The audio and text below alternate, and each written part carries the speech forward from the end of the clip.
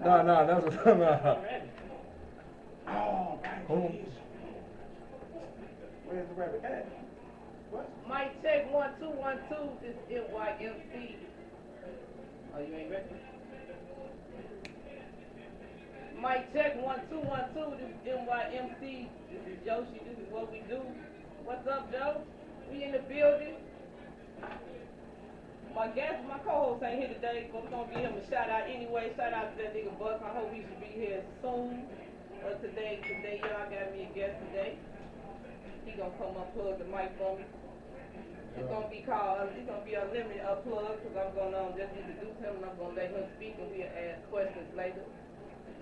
So this time my guest is MDG.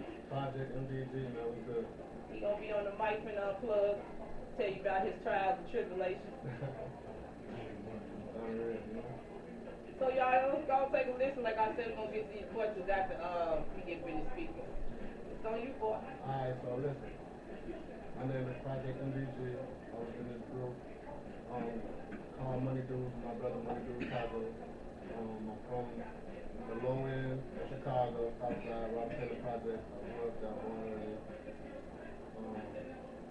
I went to Duke Auburn High School. I got into music when I was like a sophomore. My brother came and got me. I was playing football for a minute, then my brother came and got me off the field, told me like, man, you should do this music. To take us places. So, I mean, I ain't know nothing about it. And I told him, I'm like, I don't know how to rap. So he was like, man, I'll write your rap for you. So it started off like that. He was writing my rap for me. And then as we got really deep into it, I started writing my own music. And it went from there. I remember the first time I released something. How long it took before you started writing your own music? It probably took like 4 months or something like that. Yeah, but I remember I wrote my first record, like, he knew about it. It's called Flossing or whatever. So mentally you didn't already accept it rapping, but physically you didn't because you was rebelling and then your body's like, nah. But mentally, once you accepted, you was in it. Yeah. Okay. Yeah. But yeah, but like, you know, I did the flossing stuff. It was real. It was decent, bro. Like, I did shows for the first time. Like, it was real heavy. Like, it was real flossing in the beginning. Like, we was like doing shows, and as we was doing shows, we was rehearsing. Like, we were after school, like it's rehearsal time. We gotta rehearse. It was really like that, like on Jackson 5 type shit, bro. Like, we was going hard. I remember my first performance. I actually still got that on video. Like, we performed over here at East Ryan. Matter of fact, that's like right over here, right? Yes, sir. Yeah. I remember, like, I performed over there. And, you know, it was live, man. That was like one of those spots that we always used to perform at. And Flosser was a decent record. Like, the first person who did our cover to who we worked with, he did a cover to our CD, was DJ Lil Jon. You know what I'm saying? Shout out to DJ Lil Jon. Yeah, DJ Lil Jon did a little Flosser cover for us, man. And, after that, we just took off. Like, we started doing a lot of stuff, man. Music took us a lot of places. I remember a little after that, we ended up going to New York. I was like fresh out of high school. Like, no, I'm gonna take that back. Flossin actually got me a production deal. Okay, you know what, Paul? Before you get that far, what school did you go to? I said Dusau High School. Yeah. What about your middle school? John Ferry. It's like right on 51st and Federal. Yeah. So how was your childhood, your school situation? Fair? It was cool, man. It was man, it was crazy. Like, growing up in the projects, of course, everybody know, like, you know what I'm saying, you being surrounded by that type of environment, it's gonna be, you gonna adapt, or you either gonna feel a photo, you gonna adapt to your situation. So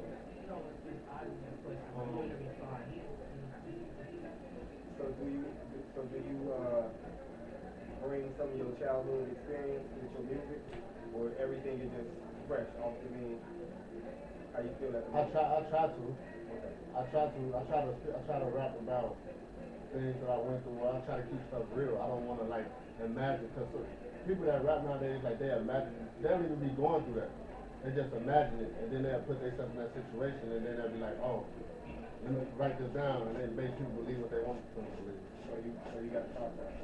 Yeah, like I feel like I'm more so like I try to study like Kanye West, and I look up to Kanye, I look up to Drake, I look up to Rick Ross. So I try to study them and see how they go about making their music. You know, Kanye West, if it's not right for him, he's not putting it out. So that's pretty much how I do it. I want to make sure my stuff is right for me. But yeah, I got a production deal. I signed my first contract right here on 69th in Whitworth, right over there at the McDonald's. My homie used to work in there, so we had went in there and got him on the back. We asked the manager, can we get him from back there? He came and we signed the deal. Everybody in there was clapping for us and, you know what I'm saying, congratulating us and all that.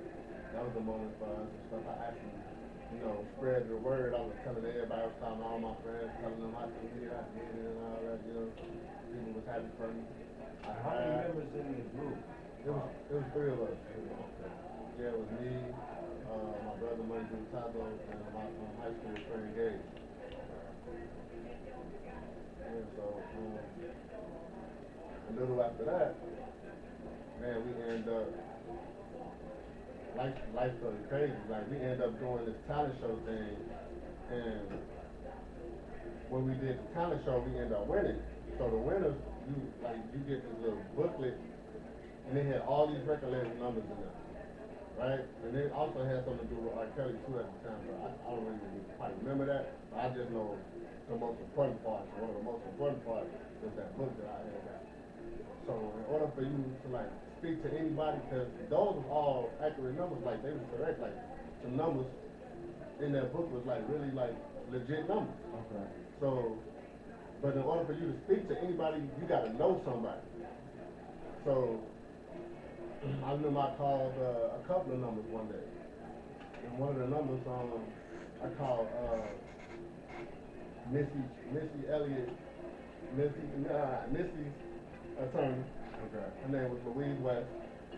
I called her, and I think I kept calling her because like I'm the only one so I could get on the phone. So she got on the phone and she talked to me and stuff. And I asked her like, yo, if I send you a CD, would you listen to it? Would you check it out? She was like, yeah, I'll check out your CD, just send it to me. She actually took the time out to talk to me and all Who's that. that, the attorney? Yeah, the attorney, Missy's attorney, yeah. She took the time out, she talked to me and stuff, and me and her actually became friends, so we was cool. You know what I'm saying? And then after I talked to her, after I spoke with her, I told my brother that I was like, man, I talked to this lady, what's down, blah, blah. So he ended up calling some people, and we actually ended up we set up a meeting at Violator at the time. So we went to New York and had a meeting with Violator Management. Okay. And Andre Neal, I think that's who it was, what's his name at the time, Andre Neal. But we had a meeting with him, and the meeting didn't go well, because he was like, man, y'all sound like Nelly and the same lunatic. Which at the time, we was big Nelly fans and stuff like that, but he actually showed us, and he was like, yo, y'all sound like them, I want to know who y'all is. When I hear y'all records, I want to hear Money Dude's records. Right. You know what I'm saying? So, I remember I just came back to Chicago, Joe. I just came back to Chicago a little after that, though, and I was like, man, I was mad. I was angry, though, because I thought it was the end. But I remember when I was getting on the elevator, he looked at me, he was like, yo, look now, hold your head up. He's like, this ain't the end, you know, come back and see me. Just come back and see me, keep your head up. And that right there, it did something to me. But like a little after I left there, because my brother, he knew Drew Seichendorf, which was Eminem's business manager. Eminem and 50 Cent business manager. See, I knew about 50 before 50 even came out from him. You know, when we left Violator, we went over to see Bruce, and I remember walking